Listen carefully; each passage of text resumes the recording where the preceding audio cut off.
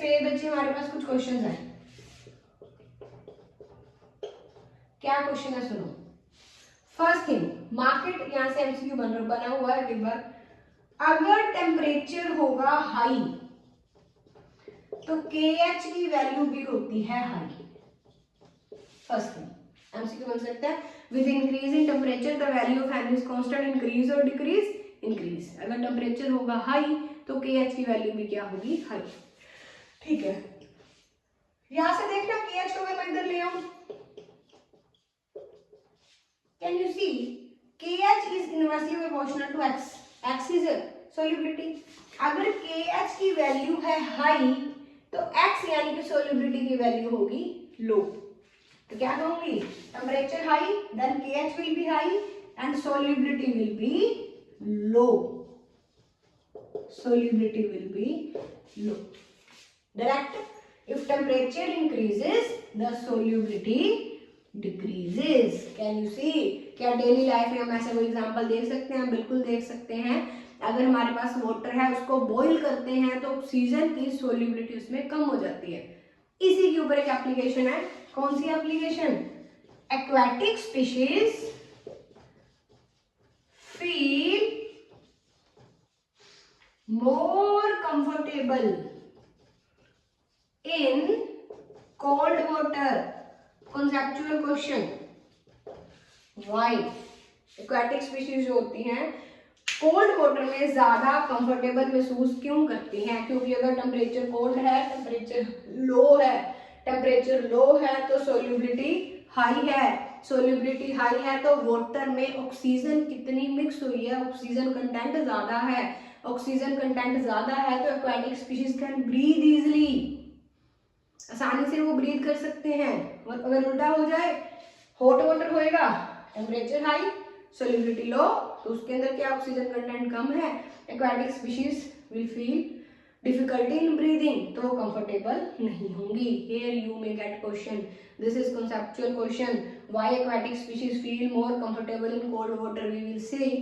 We will write, but because according to Henry's law, then we will write the statement. According to Henry's law, if temperature is high, then KH is high and solubility will be low. So in hot water, the amount of oxygen dissolved is less, but in cold water, as solubility is high, the amount of oxygen dissolved is more. So aquatic species feel easy to breathe, so they feel more comfortable in cold water. एक बेटा reasoning question, ये conceptual question बन सकता है, यहां से MCQ बन सकता है। ठीक है, last thing, one more thing, what is that we are going to discuss बच्चे, physical significance of Henry's law. Henry's law is quite important topic from your examination point of view. Henry's law की बच्चे next बात आती है physical significance. Physical significance और वी में से एप्लीकेशन। बच्चे can you understand the meaning of physical significance? Physical significance होता है कोई ऐसी चीज जिसकी मैथमेटिकल फॉर्म या थ्योरी को यूज करके हम डेली लाइफ में वो कहाँ वो अप्लाई होती है, मतलब उसका यूज डेली लाइफ में कहाँ होता है, प्रैक्टिकल चीजों में कहाँ होता है, वो फिजिकल सिग्निफिकेंस होती है। तो इजी वर्ड्स में कहें तो क्या होती है, एप्लीकेशन। ठीक है, सबसे पहली फिजिकल सिग्निफिकेंस या application of Henry's law in cold drinks या कार्बोनेटेड ड्रिंक्स कहते हैं अपन, सोडा बॉटल्स कह सकते हैं, सोडा वाटर, सोडा ड्रिंक्स, है ना।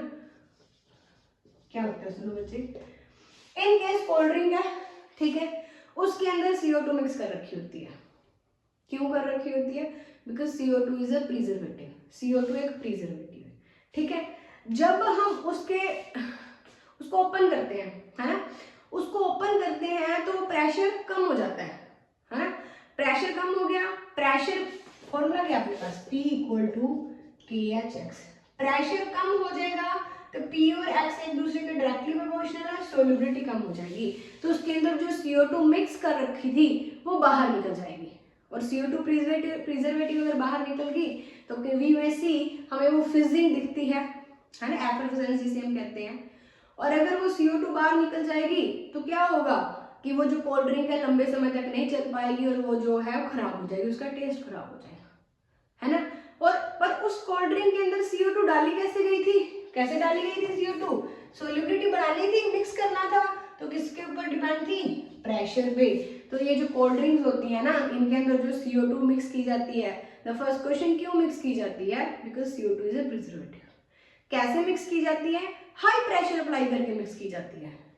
हाई प्रेशर करेंगे तो सोल्युबिलिटी बढ़ जाएगी, कोल्ड ड्रिंक के अंदर वो CO2 रहती है।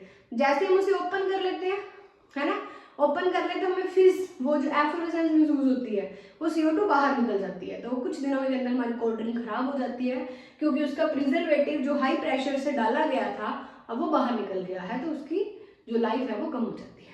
ठीक है, तो कहाँ और यहाँ फिर इस प्रोसेस में किसका यूज हुआ? यूज क्या हुआ? सोल्युबिलिटी बढ़ जाएगी अगर प्रेशर बढ़ जाएगा, सोल्युबिलिटी कम हो जाएगी अगर प्रेशर कम कर दोगे या रिलीज कर दोगे। So this is Henry's law की एप्लीकेशन इन कार्बोनेटेड ड्रिंक्स। दूसरा सवाल बच्चे, at high altitudes, what is this? You know, sea level पे प्रेशर सबसे ज्यादा होता है। जैसे जैसे हम हाइट पे जाते जाते हैं प्रेशर कम होता जाता है। हाई एल्टीट्यूड्स पे क्या होता है? प्रेशर, एटमॉस्फेरिक प्रेशर होता है कम। अगर प्रेशर कम है तो सोल्युबिलिटी भी क्या होगी? कम। किस सोल्युबिलिटी की बात कर रहे हैं? यहाँ पे हम बात कर रहे हैं सोल्युबिलिटी ऑफ O2 कहाँ? In blood. हमारे ब्लड में ऑक्सीजन मिक्स होती है, ब्रीद इन करते हैं लंग्स से, नोज से, है ना। तो अगर हाई एल्टीट्यूड है, जैसे जैसे हम ऊपर जा रहे हैं, एल्टीट्यूड्स पे जा रहे हैं, तो प्रेशर कम होता जाएगा, सोल्युबिलिटी कम होती जाएगी। सोल्युबिलिटी कम होती जाएगी तो हमारे ब्लड में जो ऑक्सीजन मिक्स हो रही है वो भी कम होता जाएगा। अब अगर वो कम होता जाएगा तो हमें क्या महसूस होता है? सबसे पहले हमें महसूस होती है टायर्डनेस।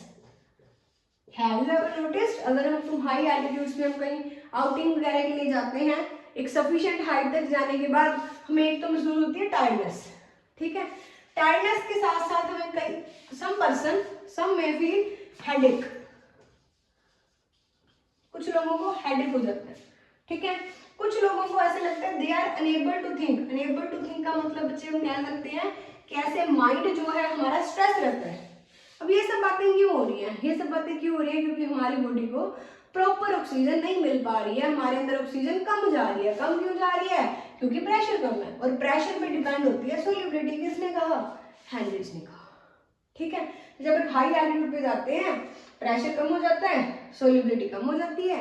तो अगर हमें सफिशिएंट अमाउंट में ऑक्सीजन नहीं मिल रही है, हमें टायर्डनेस महसूस होती है, हेडेक महसूस होता है, अनेबल टू थिंक महसूस होता है, ऐसे अलिटल जैसे अनकॉन्शियस सा ऐसे लगता है कि हम प्रॉपरली थिंक नहीं कर पा रहे हैं, माइंड हमारा थोड़ा सुस्त रहता है। बेटा इसे हम कहते हैं एनोक्सिया। हाई एल्टीट्यूड पे जो हमें एनोक्सिया होता है, थोड़ी रेस्टलेसनेस सी होती है, we don't feel fully awake और फुली मैं कहूँ शार्प माइंडेड हम महसूस नहीं करते, थोड़ा डल सा महसूस करते हैं, टायर्ड महसूस करते हैं, क्योंकि हमें ऑक्सीजन सफिशिएंट हमारे ब्लड में नहीं जाती। इसे हम क्या कहते हैं? Anoxia. So anoxia is also an application of Henrys, ठीक है। नेक्स्ट है third application is scuba diverse. Scuba diverse को हो सकते हैं बेंड्स। हाई एल्टीट्यूड पे क्या हो सकता है? एनोक्सिया, ठीक है। स्क्यूबा डाइवर्स को क्या हो सकते हैं? बेंड्स। अब ये क्या है? लिसन टू मी बच्चे, होता क्या? As I told you earlier, sea level पे प्रेशर सबसे ज्यादा होता है, ठीक है। अब मान लो ये लैंड है, ठीक है, इसके नीचे ये सी है, ठीक है। अब जब ये लैंड में हम हैं, ठीक है, हम ऊपर जाते जाएंगे तो प्रेशर कम होता जाता है, नीचे जाते जाते हैं तो प्रेशर ज्यादा होता है। ऊपर जाने में ऑक्सीजन कम मिलती है, वो सारी बात हमने डिस्कस कर ली है, ठीक है। जब हम नीचे आते हैं प्रेशर बढ़ रहा है। अब अगर प्रेशर बढ़ रहा है तो हमारी बॉडी में नोज से, लंग से क्या मिक्स होता है? हमारे अंदर ऑक्सीजन मिक्स होती है। होता क्या बेटा? जब हम नीचे जाते हैं प्रेशर बहुत बढ़ गया, प्रेशर इतना बढ़ गया कि जो N2 है वो भी हमारी बॉडी में मिक्स होने लग जाती है, ब्लड में मिक्स होने लग जाती है। Then you will say ma'am हमें जनरली हमारे अंदर N2 क्यों नहीं जाती, नाइट्रोजन में 78% नाइट्रोजन है, ऑक्सीजन से ज्यादा है, फिर भी हम ब्रीद इन करते हैं तो हमारे ब्लड में ऑक्सीजन मिक्स होती है, N2 क्यों नहीं? क्योंकि बेटा प्रेशर कम है कंपैरेटिवली, नीचे जा रहे हैं प्रेशर बढ़ गया, प्रेशर बढ़ गया तो सोल्युबिलिटी बढ़ गई, ऑक्सीजन की तो बड़ी ही बड़ी, नाइट्रोजन की भी बढ़ गई। तो स्क्यूबा डाइवर्स के अंदर क्या चला जाता है, उनके ब्लड के अंदर क्या चली जाती है, नाइट्रोजन चली जाती है। ठीक है, अब जब वो स्क्यूबा डाइवर वापस आएंगे, दोबारा लैंड पे आए, सी से बाहर आए, अब इसके कंपैरेटिवली यहाँ पे प्रेशर फिर कम हो गया क्योंकि नीचे प्रेशर ज्यादा है, ऊपर आए तो प्रेशर कम हो गया, प्रेशर कम हो गया तो सोल्युबिलिटी कम होगी, ऑक्सीजन की सोल्युबिलिटी भी कम होगी कंपैरेटिवली, और N2 की भी कम होगी। N2 की तो कितनी कम होगी, नाम मात्र ही होगी। अब जो N2 नीचे जाने पे उसके अंदर मिक्स हुई थी, है ना, अब वो N2 क्या करेगी, अब वो बाहर भी तो निकलेगी क्योंकि सोल्युबिलिटी कम हो गई है। तो डाइवर्स के ब्लड के अंदर N2 चली गई क्योंकि वो नीचे गए थे, जब वो दोबारा से लैंड पे आ रहे हैं प्रेशर कम, सोल्युबिलिटी कम, N2 की सोल्युबिलिटी कम, तो N2 क्या करेगी, बाहर निकलेगी, जो सोल्यूबल हुई थी वो बाहर वापस निकलेगी, हमारे मतलब ब्लड से बाहर निकलने की कोशिश करेगी। बेटा हो सकता है वो इतनी फास्टली, है ना, इतनी इफेक्टिवली बाहर निकलने की कोशिश करे कि हमारे ब्लड के अंदर बबल्स क्रिएट हो सकते हैं, या इतने प्रेशर से वो निकले कि हमारी जो ब्लड वेसल्स हैं उन्हें भी क्या कर सकती है, वो रप्चर भी कर सकती है। जब वो प्रेशर से बाहर निकलती है, क्यों बाहर निकल रही है, क्योंकि प्रेशर कम हो गया, सोल्युबिलिटी कम हो गई, अब N2 जो मिक्स थी ब्लड में वो रिलीज आउट होगी। ठीक है, जब वो रिलीज आउट होती है ना तो हमारी बॉडी में होता है पेन, ये पूरी बॉडी में ब्लड वेसल्स हैं, तो जब किसी वेसल से कोई चीज प्रेशर से ट्रैवल कर रही है पेन होगा, तो पूरी बॉडी में क्या होता है, पेन, जिसे हम कहते हैं बेंड्स। ठीक है, और साथ के साथ अभी डेंजर क्या है, हो सकता है वो इतने प्रेशर से निकले कि कोई ना कोई हमारी ब्लड वेसल्स को वो क्या कर दे, रप्चर कर दे, उसको तोड़ दे, तो फिर वो और हानिकारक सिचुएशन हो जाती है ना। तो स्क्यूबा डाइवर्स को ये कंडीशन फेस करनी पड़ती है। अभी क्यों करनी पड़ती है, क्योंकि हेनरीज का एप्लीकेशन है, नीचे जाएंगे प्रेशर बढ़ जाएगा, सोल्युबिलिटी बढ़ जाएगी, ऊपर वापस आएंगे प्रेशर कम हो जाएगा, सोल्युबिलिटी कम हो जाएगी, N2 बाहर निकलेगी, जोर से निकलेगी, पेन कॉज करेगी, जिसे हम कहते हैं बेंड्स। नाउ द क्वेश्चन, कोई इलाज नहीं है इसका, है क्या, अभी जो स्कूबा डाइवर्स होते हैं ना वो अपने साथ क्या लेके जाते हैं, ये जो अपने साथ ऑक्सीजन टैंक लेके जाती हैं, उसके अंदर मिक्स कर दी जाती है हीलियम, कितनी, लगभग 11%। क्यों, क्योंकि बेटा हीलियम की सोल्युबिलिटी है लेस, तो अगर हमने हीलियम मिक्स कर दी, एक तो हीलियम मिक्स करने पे जो उनके पास जो टैंक है जिसमें एयर मिक्स है, ये ऑक्सीजन नाइट्रोजन जो है, एक तो हीलियम मिक्स करने से वो हो गया डाइल्यूट, सोल्यूशन हो गया डाइल्यूट, और डाला क्या है, हीलियम, हीलियम की सोल्युबिलिटी बहुत कम है, वो नीचे जाने पे हमारी बॉडी में मिक्स हो जाएगी, फिर बाहर निकलेगी तो दर्द करेगी, ऐसा सिनेरियो नहीं बनता। The first question again, scuba diverse को क्यों बैंड्स महसूस होते हैं, डिफरेंट गैसेज है, नीचे जाने पे वो मिक्स हो जाती है, मेन कौन सी है, नाइट्रोजन, बाहर निकलेगी तो बैंड्स करते हैं। क्या, व्हाट इज द सोल्यूशन, इसका हल क्या है, कोई एनी रेमेडी है क्या, स्क्यूबा डाइवर्स को जो सिलेंडर दिया जाता है जिसके अंदर उनके लिए ब्रीदेबल एयर है, उसमें हीलियम डाल दी जाती है, हीलियम के साथ उसे डाइल्यूट कर दिया जाता है, क्योंकि हीलियम की सोल्युबिलिटी होती है कम, जब हीलियम की सोल्युबिलिटी कम है तो ब्लड में मिक्स हो जाएगी, तो फिर बैंड्स करेगी, चांस नहीं है। और उसने क्या कर दिया, जब इसको डाल दिया तो इनका अमाउंट कम हो गया, क्योंकि डाइल्यूशन करने से कंसंट्रेशन कम हो जाती है। So this are the 3 application of Henry's law. तो क्या करना है हमें, हेनरीज लॉ की डेफिनेशन, मैथमेटिकल फॉर्म, KH के किस पे डिपेंड करता है, उससे रिलेटेड क्वेश्चन, एक्वाटिक स्पीशीज वाला क्वेश्चन, फिर हेनरीज लॉ की कुछ एप्लीकेशन है। इसी के साथ हमारा जो हेनरीज लॉ टॉपिक है वो खत्म होता है। That's all for today.